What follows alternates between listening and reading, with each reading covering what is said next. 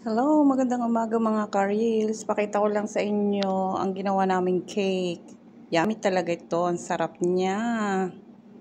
Kung inyo lang matitikman, talagang sadyang inyong magugustuhan sa sobrang sarap. Hindi naman masyadong katamisan, katamtaman lang siya. So maraming ingredients ang pinaghalo-halo para mabuo ang isang cake na yan. Kaya lang mahirap nang isa-isahin kasi maiksi lang yung video nito. Kaya manood na lang po kayo.